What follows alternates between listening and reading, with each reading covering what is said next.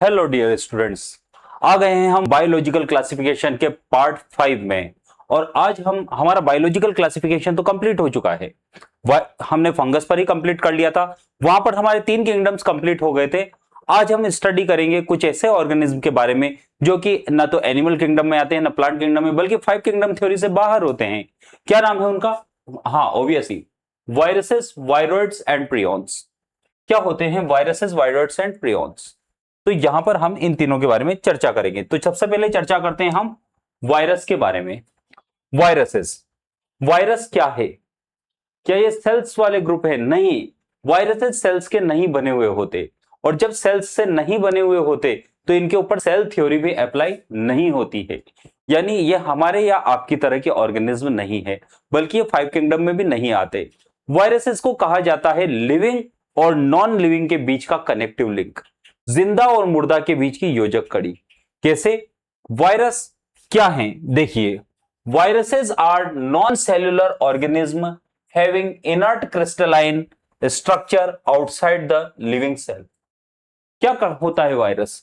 Viruses are non cellular organism, ऐसी organism, ऐसी संरचनाएं हैं जो having crystalline crystalline structure outside the living cell.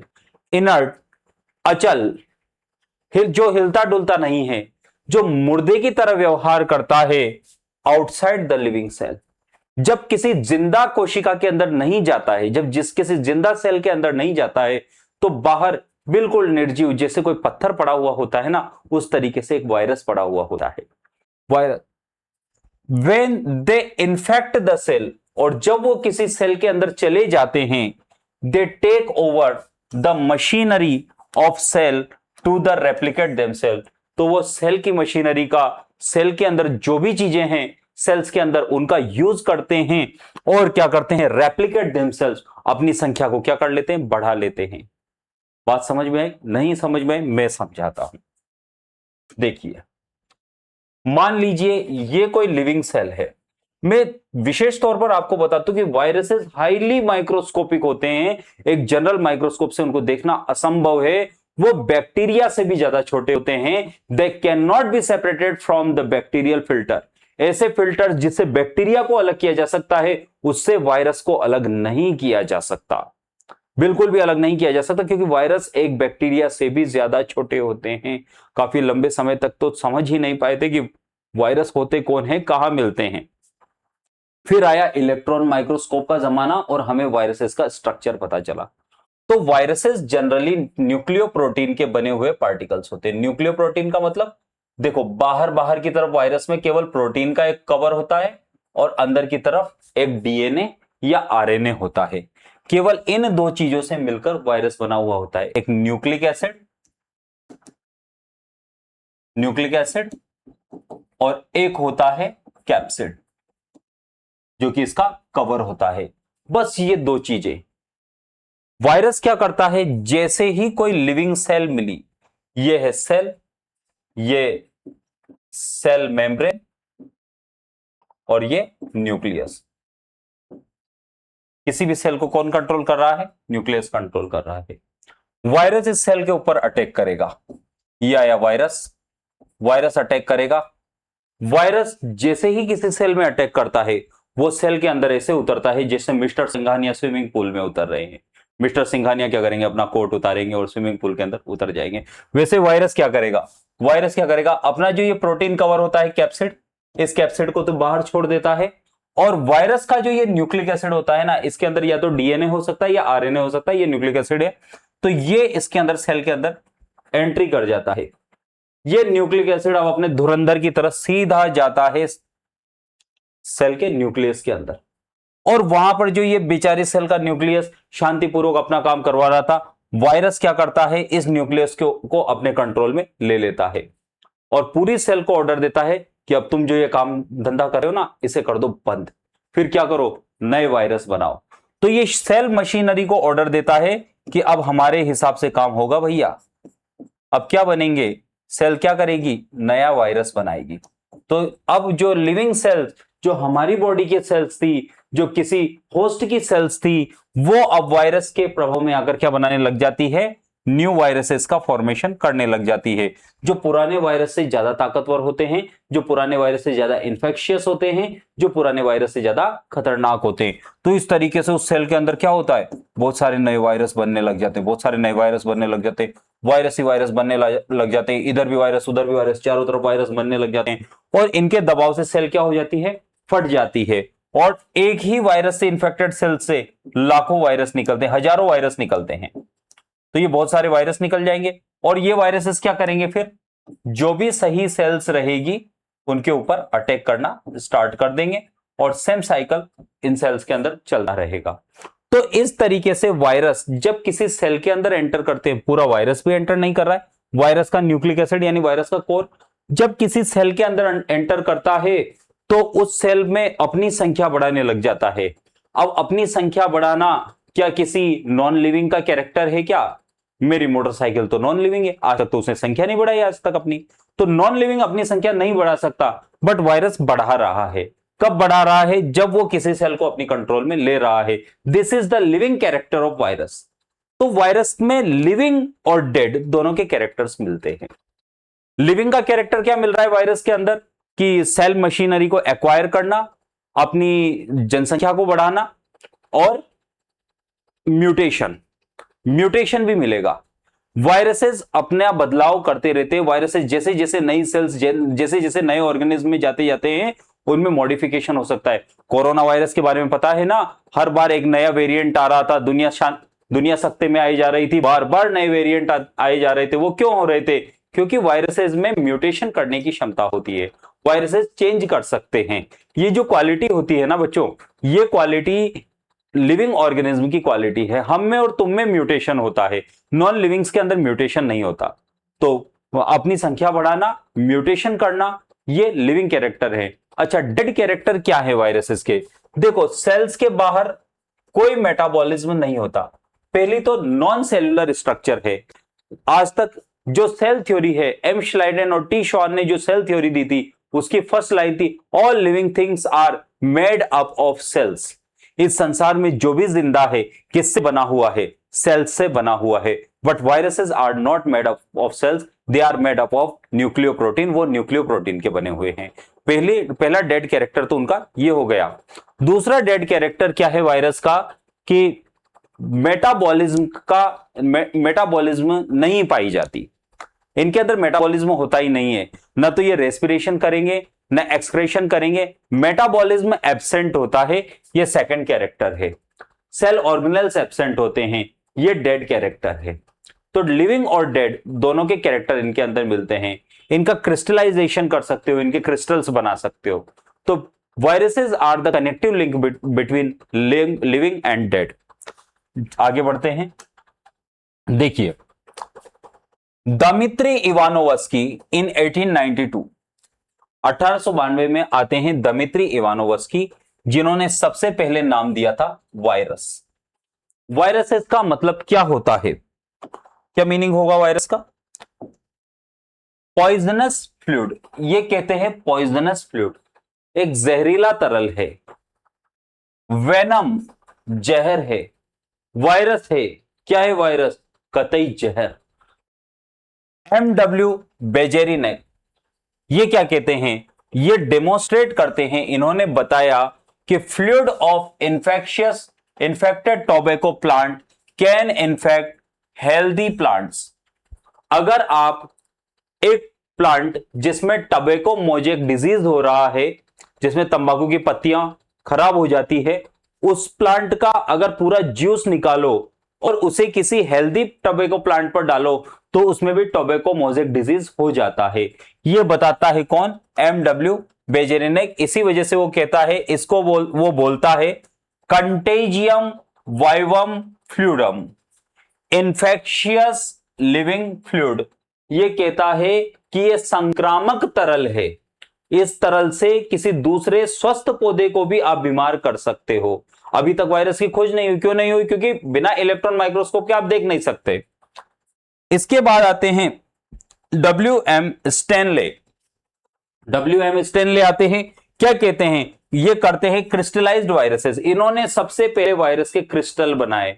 हम घर में जो नमक यूज करते हैं, सूखा नमक, नमक के क्या यूज कर रहे हैं हम, क्रिस्टल, वैसी स्ट्रक्चर्स, वैसी कंडीशन वायरस की कर दी। किसने, WM स्टैनले ने कर दी। तो इन्होंने सबसे पहले वायरसेस को क्रिस्टलाइज किया और शोड, और इन्होंने बताया that viruses crystals contain largely proteins, कि वायरसेस के जो क्रिस्टल थे उनके अंदर सबसे ज्यादा प्रोटीन था। यानी वायरस किसके बने हुए हैं, ज्यादातर प्रोटीन के बने हुए हैं। यह बात कौन बताते हैं, WM स्टैनले बताते हैं। तो ये तीन खोज थी कि सबसे पहले वायरस की खोज तो की है इवानोवस्की ने, जिन्होंने सबसे पहले नाम दिया है वायरस। MW बेजेरिनेक ने इसे कंटेजियम वाइवम फ्लूइडम नाम दिया है, इन्फेक्शियस लिविंग फ्लूइड। और यहां पर WM स्टैनले ने इनका क्रिस्टलाइजेशन किया है। आगे बढ़ते हैं, देखिए अब आती है वायरस की स्ट्रक्चर। वायरस में तीन पार्ट्स होते हैं। अरे थोड़ा छोटा कर देते हैं इसको, रुकिए, ओ सॉरी, अंडू। आजा आजा आजा आजा आजा, ओ हो, जादू हो गया, वाह भैया। देखिए स्ट्रक्चर ऑफ वायरसेस, वायरस की स्ट्रक्चर की बात करते हैं। हाईली माइक्रोस्कोपिक वायरस कैसे होते हैं, हाईली माइक्रोस्कोपिक होते हैं, अल्ट्रा माइक्रोस्कोपिक होते हैं। Size 10 nanometer to 17 nanometer, 10 nanometer से 17 नैनोमीटर, बहुत ज्यादा छोटे होते हैं, जो कि बैक्टीरियल फिल्टर से भी सेपरेट नहीं होते, यानी बैक्टीरिया से भी छोटे हैं।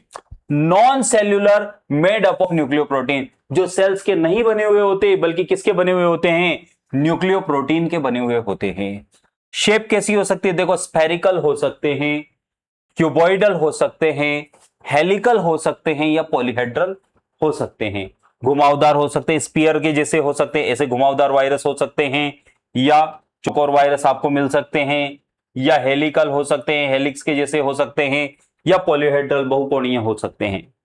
आगे देखिए, बॉडी हैज 3 पार्ट्स, वायरस की बॉडी 3 पार्ट्स में डिवाइडेड होती है। सबसे बाहर का एक प्रोटीन कवर होता है जिसे बोलते हैं कैप्सिड। दूसरा इनका न्यूक्लिक एसिड, जो कि इनके बीच में होता है, जो कि या तो डीएनए होगा या आरएनए होगा, न्यूक्लियोइड भी बोल सकते हैं, न्यूक्लिक एसिड बोलना ज्यादा ज्यादा करेक्ट होगा। तो इनमें न्यूक्लिक एसिड होता है जो या तो डीएनए होगा या आरएनए होगा। DNA deoxyribonucleic acid, RNA ribonucleic acid, दोनों एक साथ कभी नहीं मिलेंगे। या तो न्यूक्लिक एसिड डीएनए मिलेगा या फिर न्यूक्लिक एसिड आरएनए मिलेगा।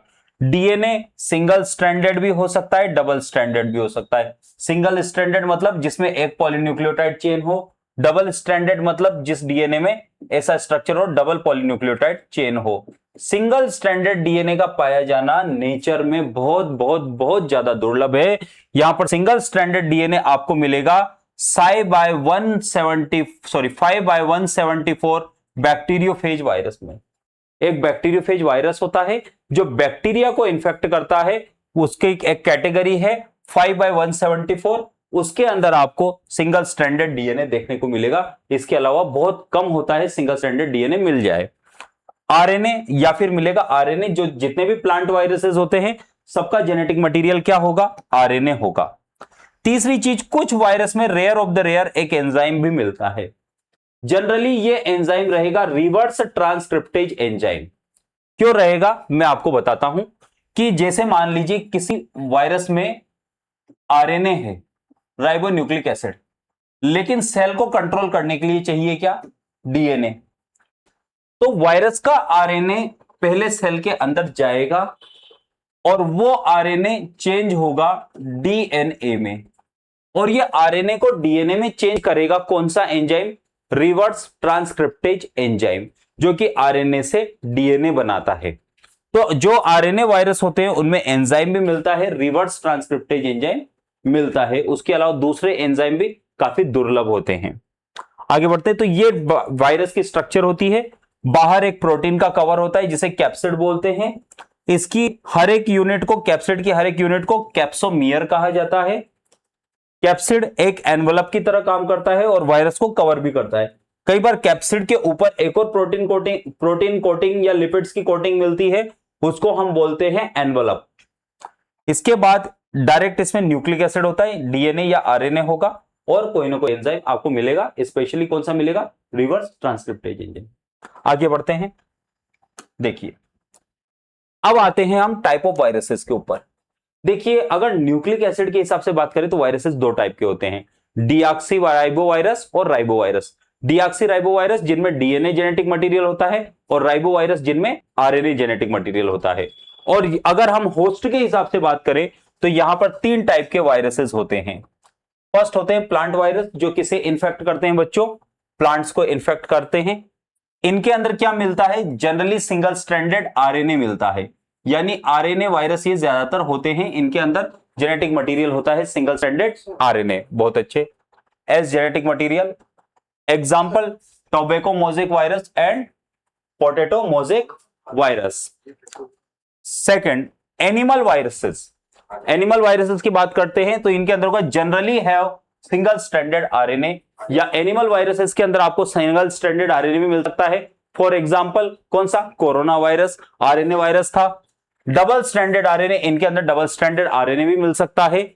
और डीएनए एज जेनेटिक मटेरियल, या एनिमल वायरसेस के अंदर जनरली डीएनए भी आपको एज जेनेटिक मटेरियल देखने को मिल सकता है। ऐसे वायरस जो एनिमल सेल्स को इन्फेक्ट करते हैं called animal viruses, and viruses which infect plant cells called plant viruses. जिन एनिमल वायरस के अंदर आरएनए मिलता है उन्हें रेट्रोवायरस भी कहा जाता है। थर्ड होते हैं बैक्टीरियोफेजेस। ऐसे वायरस जो स्मॉल बैक्टीरियाज को इन्फेक्ट करते हैं का बैक्टीरियोफेजेस वायरस, उनको क्या कहा जाता है, बैक्टीरियोफेज वायरस कहा जाता है। आगे बढ़ते हैं। देखिए आपके सामने डायग्राम है बैक्टीरियोफेज वायरस का। बैक्टीरियोफेज वायरस क्या करता है, बैक्टीरिया के ऊपर अटैक करता है, बैक्टीरिया को मारता है। अगर कोई बैक्टीरियोफेज वायरस हानिकारक बैक्टीरिया को मार रहा है, इसका मतलब है वो हमारे लिए क्या हुआ, फायदेमंद हुआ, बहुत ज्यादा फायदेमंद हुआ। दूसरी बात है कि वायरसेस की एक और खास बात है, these are obligate parasite.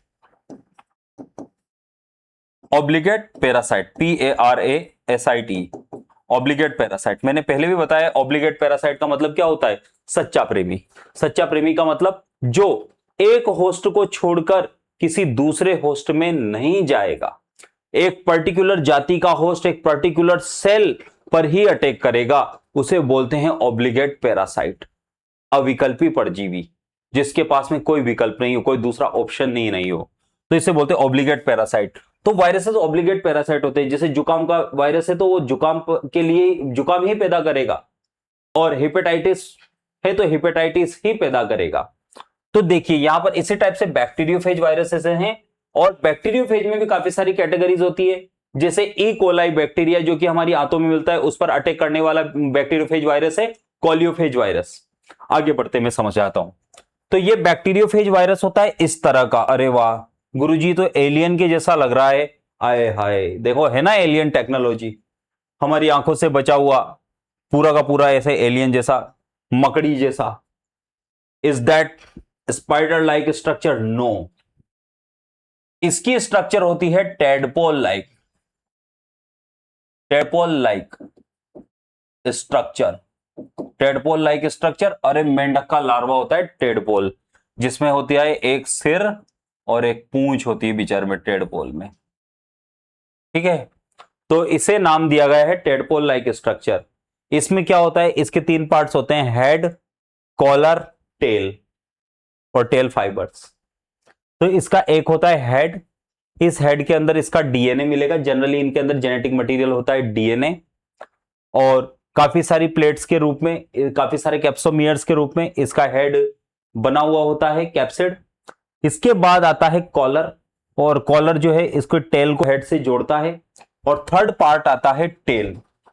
Tell के नीचे एक प्लेट लगी रहती है, हेक्सागोनल प्लेट लगी हुई होती है, और उससे फाइबर्स निकले हुए होते हैं जो कि होस्ट सेल से चिपकने में मदद करते हैं। इन्हें कहा जाता है tell fibres. Okay, so viruses that infect bacteria usually have double stranded DNA and tadpole like structures. इन्हीं को बोलते हैं हम क्या, बैक्टीरियोफेज वायरसेस। आगे बात समझ में? चलो अब देखते हैं हम आगे।